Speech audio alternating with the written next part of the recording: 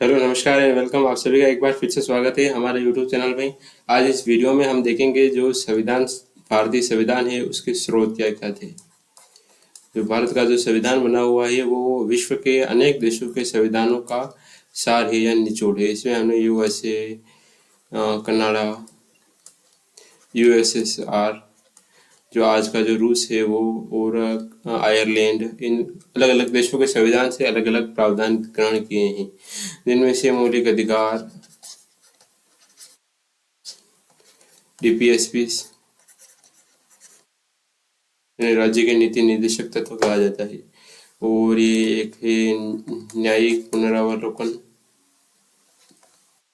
प्रस्तावना आदि अनेक प्रावधान है जो हमने अलग अलग देशों के संविधान से ग्रहण किए हैं। तो हम इस वीडियो में एमसीक्यू के थ्रू देखेंगे। इससे टॉपिक से रिलेटेड क्वेश्चन एग्जाम में बनते हैं और वो क्वेश्चन सरल बनते हैं। अगर आपको थोड़ा सा इसके बारे में नॉलेज होगा तो आप उसके बारे में जानकारी दे सकेंगे।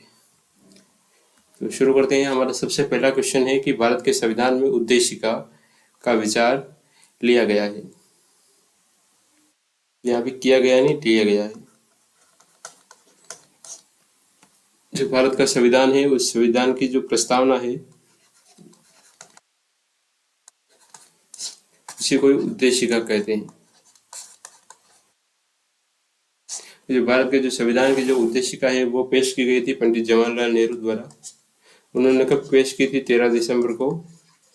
और संविधान सभा ने इसे स्वीकार किया था 12 जनवरी को, जो आगे चलकर भारत के संविधान का भाग बनी। ठीक है, तो ये पूछ रहा है ये जो प्रस्तावना का विचार है ये हमने किस देश से लिया गया है। तो इस क्वेश्चन का राइट आंसर है वो है यूएसए के संविधान से। तो जो यूएसए का संविधान है उस संविधान के बारे में आपको और भी कई बातें हैं जो ध्यान रखनी है, जैसे कि यह है विश्व का सबसे पहला लिखित संविधान है। जो विश्व का पहला लिखित संविधान है वो यूएसए का संविधान है। यही साथ ही ये विश्व का सबसे छोटा संविधान भी है। ये संविधान से रिलेटेड कुछ बातें हैं जो मैं आपको आगे इस स्लाइड में बता दूंगा। ये सबसे पहले ये मतलब ये इस क्वेश्चन का आंसर है वो है यूएसए के संविधान से। जो प्रस्तावना का विचार लिया गया है वो यूएसए के संविधान से लिया गया है। और जो प्रस्तावना की जो भाषा है, लैंग्वेज है, वो ली गई है हमने ऑस्ट्रेलिया के संविधान से।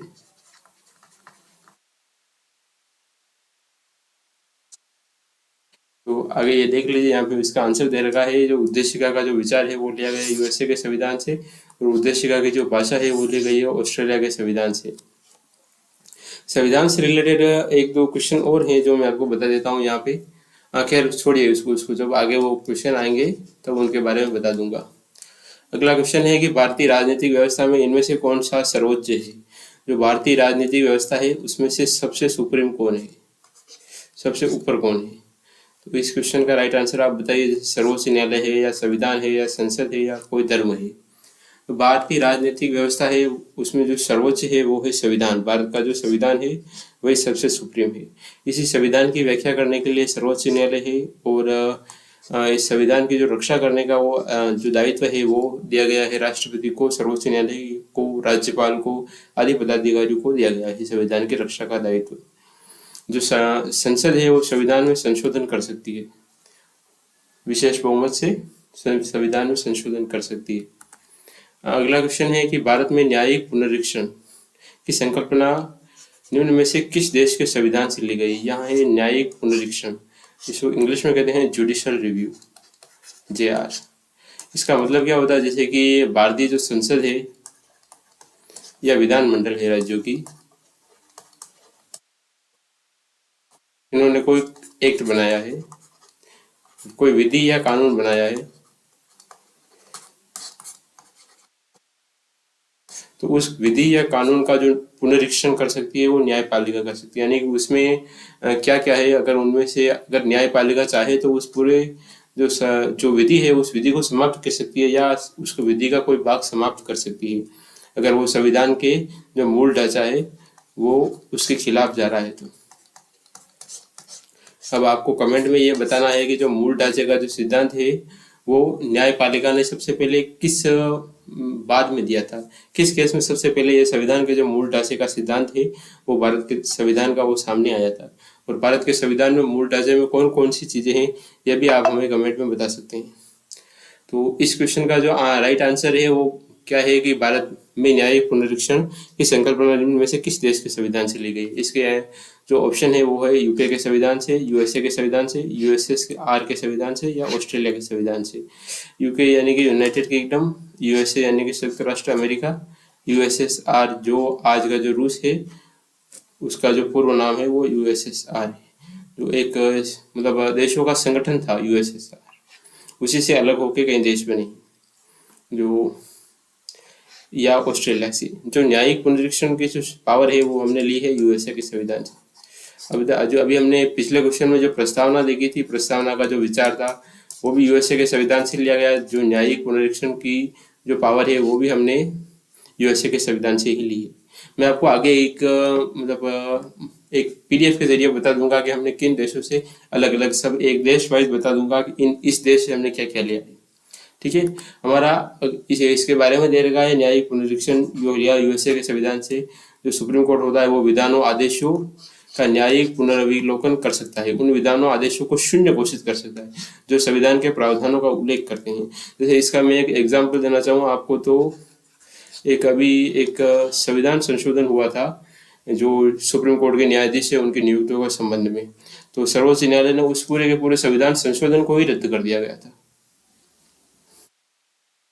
जो हमारा अगला एमसीक्यू है वो है कि निम्न में से कौन सा लक्षण भारतीय परिसंघ और अमेरिका परिसंघ में समान है। जो भारत का जो संघ है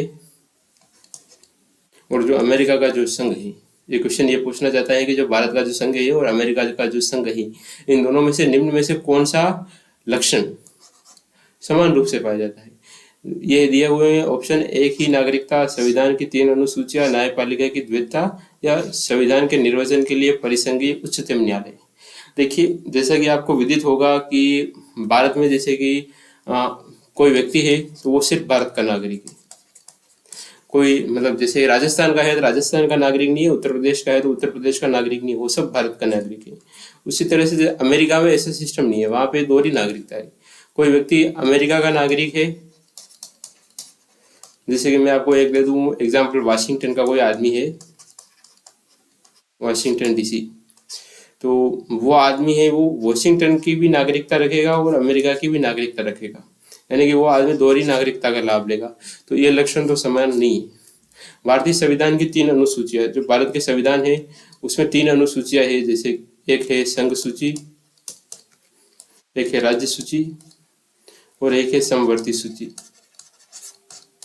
संघ सूची के विषय पर कानून बनाने का अधिकार सिर्फ केंद्र सरकार को है, राज्य सूची के विषय पर कानून बनाने का अधिकार राज्य सरकार को है, और विशेष परिस्थिति होती है उस समय राज्यसभा होती है, वो ये शक्ति संसद को भी दे सकती है। कोई किसी विषय को राष्ट्रीय महत्व का विषय घोषित करके उस विधि पर कानून संसद भी बना सकती है।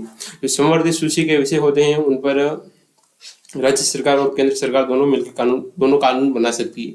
अगर दोनों में से किसी के कानून में टकराव होता है तो उस स्थिति में जो केंद्र सरकार का कानून होता है उसको ही मान्य किया जाता है। टकराव की स्थिति में केंद्र सरकार का कानून प्रभावी। और न्यायपालिका की द्वैतता, यह लक्षण भी भारतीय संविधान में भारत और अमेरिका परिसंघ में समान नहीं है। संविधान के निर्वचन के लिए एक परिसंघीय उच्चतम न्यायालय, ये लक्षण दोनों ही देशों में समान है। भारत में जो उच्चतम न्यायालय है वो सुप्रीम कोर्ट है, जो कहाँ स्थित है, दिल्ली में। इसी तरह से अमेरिका में भी एक न्यायालय है जो जो वहाँ की जो उच्चतम निर्वाचन संस्था है, किसके लिए, संविधान के लिए। ठीक है, तो इस क्वेश्चन का राइट आंसर है वो संविधान के निर्वचन के लिए परिसंघीय उच्चतम न्यायालय। यह लक्षण दोनों ही देशों के संविधान में समान है। अब मैं आपको साथ ही यहाँ पे एक एडिशनल जानकारी ये देना चाहता हूँ, जैसे कि जो होता है संघ, भारत में भारत राज्यों का संघ होगा। ये हमारा जो आर्टिकल है, आर्टिकल 1 संविधान का भाग 1 का आर्टिकल 1 यही कहता है कि भारत होगा जो राज्यों का संघ होगा, यानी कि राज्यों का जो फेडरेशन होगा। यहाँ फेडरेशन शब्द लिया गया है, ना कि यूनियन शब्द। ये यूनियन शब्द है, ये यूएसए के जो है, यूएसए की विचारधारा है। जो संघ संघ से रिलेटेड हमारे सामने दो मॉडल थे, जब संविधान सभा के सामने संघ से रिलेटेड दो मॉडल थे, एक तो था यूएसए का मॉडल और एक था कनाडा का मॉडल। तो हमने लिया है वो कनाडा का मॉडल लिया है। यूएसए का मॉडल है, उसमें ऐसा है कि सब राज्यों ने मिलकर केंद्र का निर्माण किया है और राज्यों के पास केंद्र से ज्यादा शक्तियां है। मतलब जो राज्य हैं उन राज्यों ने अपनी शक्तियां कुछ केंद्र को दी है। ठीक है, संविधान का शक्तियों का स्रोत है वो राज्य है, जबकि कनाडा और भारत में ऐसा सिस्टम है कि जो राज्य है उनको शक्तियां केंद्र सरकार ने दी है, यानी कि यहाँ केंद्र सरकार पावरफुल है ज्यादा। तो इसी से रिलेटेड है ये। हमारा अगला जो क्वेश्चन है वो है, भारत में संघात्मक व्यवस्था निम्न में से किस देश से संबंधित है। अगला क्वेश्चन आ ही गया है। जो भारत में संघात्मक व्यवस्था है वो अभी मैंने आपको बताया कनाडा के संविधान से संबंधित है। जो हमने जो संघात्मक मॉडल लिया था वो कनाडा का लिया गया था। यहाँ पे जो केंद्र है वो ज्यादा पावरफुल है। केंद्र राज्यों का निर्माण कर सकता है, राज्यों की सीमा में परिवर्तन कर सकता है, राज्यों को नष्ट भी कर सकता है। जो यूएसए है उस यूएसए के बारे में आप एक बात यहाँ पे नोट कर लीजिएगा। जो यूएसए है वो अनश्वर राज्यों का अनश्वर संघ है।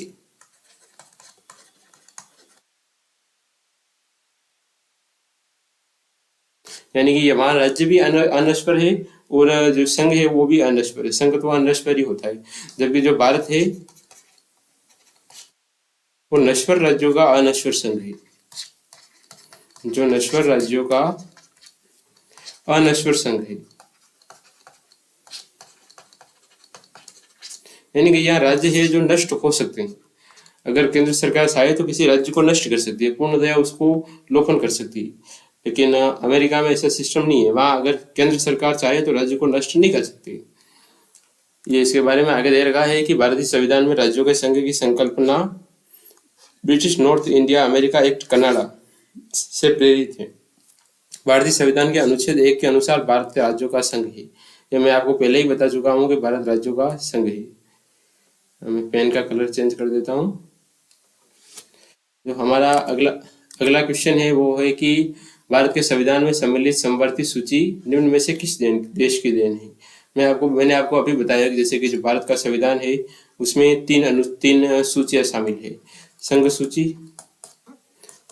राज्य सूची और समवर्ती सूची। जो इस क्वेश्चन में ये पूछना चाहता है, ये जो समवर्ती सूची है ये हमने किस देश के संविधान से ली है। समवर्ती सूची के तहत जो विषय होते हैं उन पर राज्य सरकार और केंद्र सरकार दोनों कानून बना सकती है। अगर टकराव की स्थिति में केंद्र सरकार का कानून मान्य होगा। ठीक है, ये विचार लिया है हमने ऑस्ट्रेलिया के संविधान से। जो ऑस्ट्रेलिया का संविधान है उससे हमने ये विचार लिया है समवर्ती सूची का। केंद्र सरकार और राज्य सरकार दोनों कानून बना सकती है ऐसे विषयों पर। वो विषय होते हैं समवर्ती सूची में। ये इसके बारे में दे रखा है कि ऐसे विषय केंद्र व राज्य दोनों के कानून बनाने का अधिकार है। दोनों से निर्मित टकराव की स्थिति में केंद्र द्वारा निर्मित कानून ही मान्य होगा। ये किस में है? ये भारतीय संविधान की 7वीं अनुसूची में शामिल है। अब यहाँ ये जो है समवर्ती सूची, ये राज्य सूची, समवर्ती सूची, संघ सूची, ये भारतीय संविधान की 7वीं अनुसूची में शामिल है, 7th शेड्यूल में। अब आपको कमेंट करके ये बताना है कि जो भारत का संविधान है, संविधान बना था उस वक्त मूल संविधान में कितनी अनुसूचियां थी और जो आज वर्तमान संविधान की स्थिति है उसमें कितनी अनुसूचियां है। ठीक है, इससे रिलेटेड हमारा जो अगला वीडियो है वो इससे रिलेटेड ही अनुसूचियों से संबंधित ही है। अगला क्वेश्चन है कि भारतीय संविधान में राज्य के नीति निर्देशक तत्वों की संकल्पना किस देश के संविधान पर आधारित है। जो राज्य के नीति निर्देशक तत्व होते हैं वो मैंने अभी आपको बताया था पीछे कि हमने मौलिक अधिकार लिए हैं, किस देश से लिए हैं वो मैं आपको आगे बताऊंगा। जो मौलिक अधिकारों के भाग के बाद में जो भाग नंबर 3 है, भाग नंबर जो 4 है, उस भाग नंबर 4 में राज्य के नीति निर्देशक तत्व दिए गए हैं। भारतीय संविधान में डीपीएसपी दिए गए हैं, वो दिए गए हैं आर्टिकल 36 से लगाकर आर्टिकल 51 तक। ठीक है, तो ये हमने किस देश के संविधान से लिए हैं? तो ये लिए हैं हमने आयरलैंड के संविधान से। जो आयरलैंड का संविधान है उसे हमने ये कौन सी संकल्पना ली है? डीपीएसपी की संकल्पना। ठीक है, हमारा जो देखिए इसके बारे में आगे दे रखा है मैंने कि राज्य के नीति निर्देशक तत्व की संकल्पना आयरलैंड के संविधान पर आधारित है। संविधान में भाग 4 में अनुच्छेद 36 से लेकर 51 तक उपबंधित किया गया है। राज्यसभा के गठन में प्रतिभा, अनुभव एवं सेवा को प्रतिनिधित्व, ये लो नहीं है, को प्रतिनिधित्व देने में संविधान निर्माता निम्नलिखित किसके उदाहरण से प्रभावित हुए थे। यानी कि ये क्वेश्चन ये कहना चाहता है जैसे कि एक हमारे राज्यसभा में जो सदस्य नामित होते हैं उस उनके नामांकन में ये सिस्टम होता है जो साहित्य वगैरह है उनसे कोई सदस्य नामांकित किए जा सकते हैं। ये जो विचारधारा है ये हमने किस संविधान से ली गई है? ये ली गई आयरिश संविधान से ली है, या कनाडा के संविधान से ली है, या यूएसए के संविधान से ली है, या ऑस्ट्रेलिया के संविधान से ली है। तो ये जो विचारधारा ली है ये हमने आयरिश संविधान से ली गई है। ठीक है, कनाडा के संविधान से हमने क्या लिया है? संघीय मॉडल लिया है। जो यूएसए का संविधान है वहां से हमने क्या लिया है? प्रस्तावना। ठीक है, और जो ऑस्ट्रेलिया के संविधान है वहां से क्या लिया? प्रस्तावना की भाषा ली है। ठीक है, ये हमारा अगला क्वेश्चन है, मैचिंग वाला है। तो सूची फर्स्ट को सूची एक सूची 1 को सूची 2 के साथ सम्मिलित कीजिए। इसमें क्या लिखा हुआ है? भारतीय संविधान के लक्षण है वो सूची 1 में दिए गए हैं और ये हमने किस देश से लिए गए हैं ये सूची 2 में दी गई है। ठीक है, अब इसमें से मैंने आपको पीछे बता दिया है राज्य के नीति निर्देशक तत्व। अगर आपको एक आ रहा है जैसे कि ये चौथा है राज्य के नीति निर्देशक तत्व, ये हमने किससे लिए हैं? आयरलैंड के संविधान से। अब इसको मैच करके देखते हैं। जो चौथा है वो तीसरे के साथ में, जो सी है सॉरी जो डी है वो चौथे के साथ में, तीसरे के साथ में, ये नीचे वाले दो है, इन दोनों में से कोई है। मैं आपको इसका आंसर बता देता हूँ। जैसे कि मूल अधिकार लिए हैं वो हमने लिए हैं यूएसए के संविधान से। तो भारतीय संविधान में जो नागरिकों को स्वयं मौलिक अधिकार दिए गए हैं वो हमने लिए हैं यूएसए के संविधान से। जो शासन का संसदीय स्वरूप है वो हमने लिया है ग्रेट ब्रिटेन से। तो संसदीय स्वरूप यानी कि दो जो होती है लोकसभा और राज्यसभा, ये दोहरी संसदीय मॉडल है, ये हमने लिया है ग्रेट ब्रिटेन से। और जो आपातकालीन उपबंध लिए गए वो हमने लिए हैं जर्मनी के वाइजर संविधान से। ठीक है, अब इनको देख लीजिए। जो मूल अधिकार है ए को ए के साथ में दूसरा, ए के साथ में दूसरा, और बी के साथ में पहला, बी के साथ में पहला, ये इसका आंसर है सी, राइट। ठीक है, ये इनके बारे में आगे दे भी रखा है। मूल अधिकार है जो यूएसए के संविधान से, शासन का संसदीय स्वरूप है वो ग्रेट ब्रिटेन से है, और आपातकालीन जो बंद है वो जर्मनी के संविधान से। राज्य के नीति निर्देशक तो मैं आपको पहले बता चुका हूँ आयरलैंड के संविधान से। अगला क्वेश्चन भी मैचिंग वाला ही है कि हमने जो प्रावधान लिए हैं वो उनका स्रोत कौन कौन से देश है। ठीक है, तो इसके बारे में मैं आपको बता देता हूँ। जो हमने विधि का शासन लिया है वो लिया है हमने इंग्लैंड से। यानी कि जो विधि होगी, जो शासन होगा, जो विधि का होगा, किसी व्यक्ति का नहीं होगा। जो होगा, जो शासन होगा वो किसी विधि के अकॉर्डिंग होगा। ठीक है, विधि द्वारा स्थापित प्रक्रिया ली है हमने जापान से। कि जो विधि होगी उसकी स्थापना की प्रक्रिया क्या होगी, कोई विधि होगी वो लागू कैसे होगी, उसका मतलब पुनर्विवेचन कौन करेंगे, वो सब जो प्रावधान है उसे रिलेटेड वो लिए हमने जापान के संविधान से। विस्तृत उभयनिष्ठ सूची ये लिए हमने ऑस्ट्रेलिया के संविधान से। उभयनिष्ठ सूची ये आपको थोड़ा सा कंफ्यूजन हो रहा होगा यहाँ पे। इसको ये वो मैंने आपको पीछे अभी समवर्ती सूची बताई थी, उसी के बारे में ये है कि विस्तृत उभयनिष्ठ सूची, ये उसी का ही अन्य नाम है। और राष्ट्रपति के विचारार्थ राज्यपाल द्वारा विधेयक सुरक्षित रखना, ये प्रावधान है, ये हमने लिया है कनाडा के संविधान से।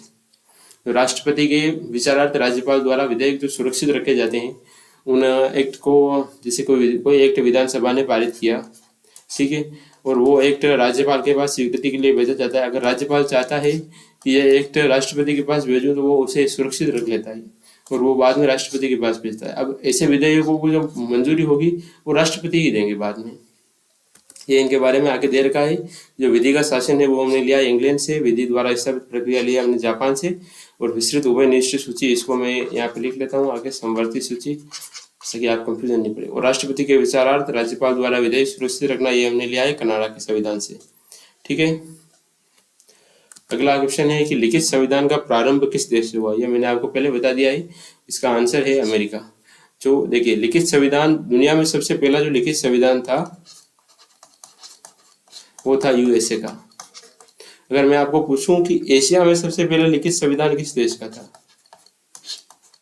एशिया में सबसे पहला लिखित संविधान था वो था जापान का। ठीक है, और सबसे जो लचीला संविधान है वो किस देश का है? सबसे जो लचीला संविधान है वो है श्रीलंका का। ये आपको संविधान से रिलेटेड कुछ बातें हैं जिनका ध्यान रखना है।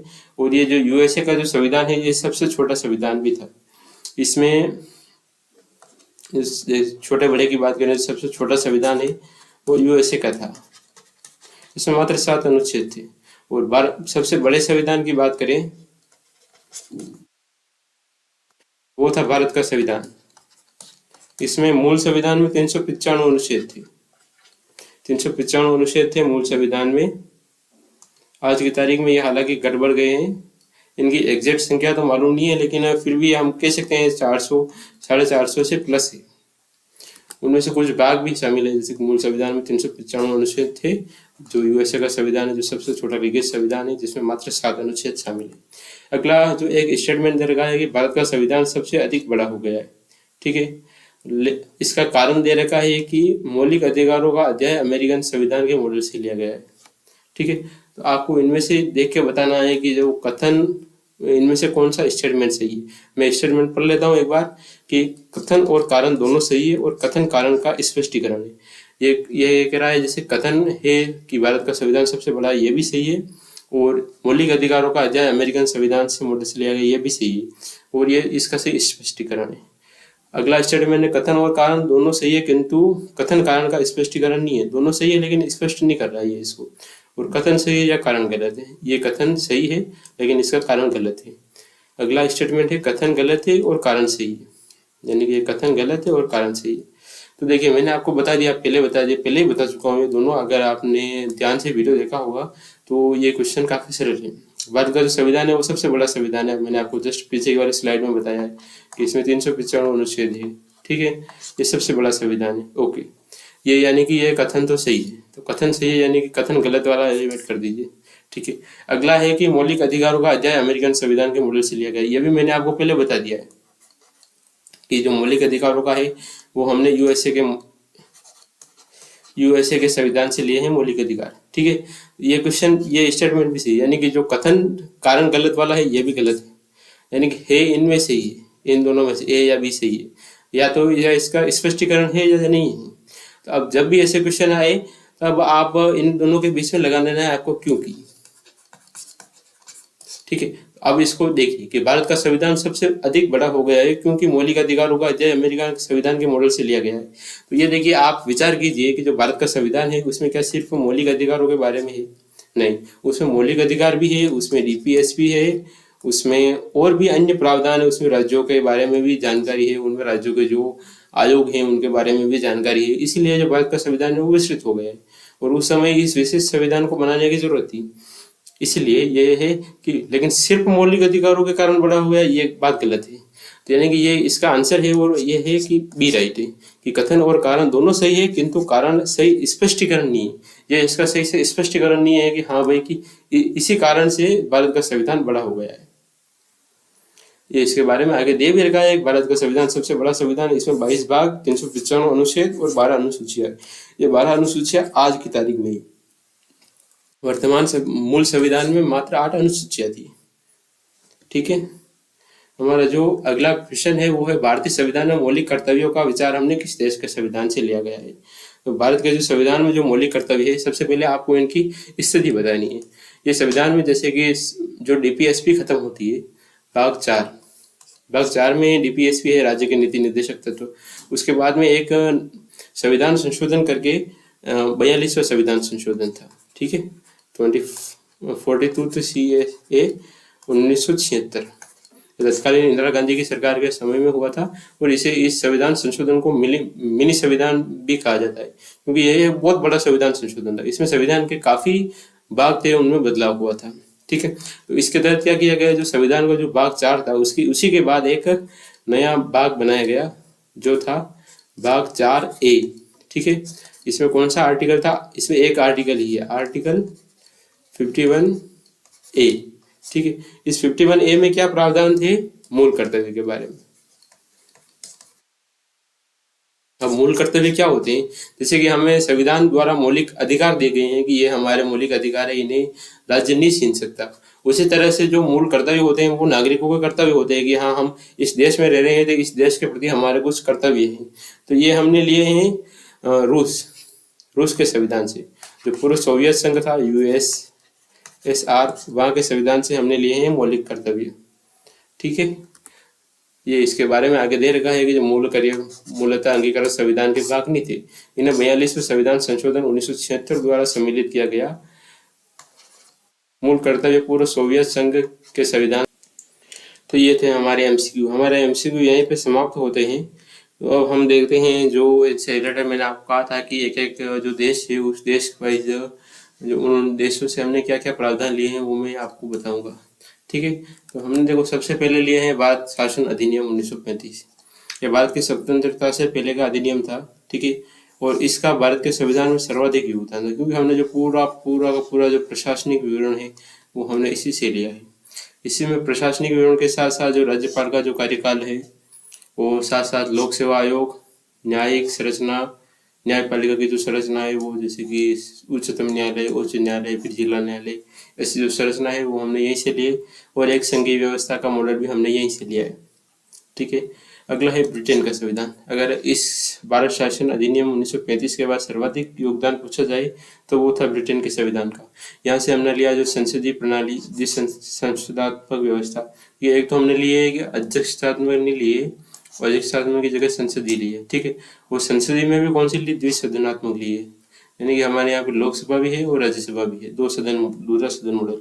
ठीक है, विधायी प्रक्रिया और विधि का शासन भी हमने यहीं से लिया है। एक जो मंत्रिमंडलीय व्यवस्था है, सांकेतिक प्रमुख कौन होता है, राष्ट्र का राष्ट्रपति, उनके बारे में। और जो सांकेतिक प्रमुख राष्ट्रपति के बारे में हमने यहाँ से नहीं लिया। राष्ट्रपति, जैसे कि राष्ट्रपति नाम का एक पद होगा जो एक सांकेतिक प्रमुख होगा। मंत्रियों की जो कैबिनेट प्रणाली है, जैसे कि 3 तरह के मंत्री होते हैं, राज्य मंत्री, उच्च मंत्री, वो जो आगे आएंगे तब मैं आपको बता दूंगा। ठीक है, उनके बारे में।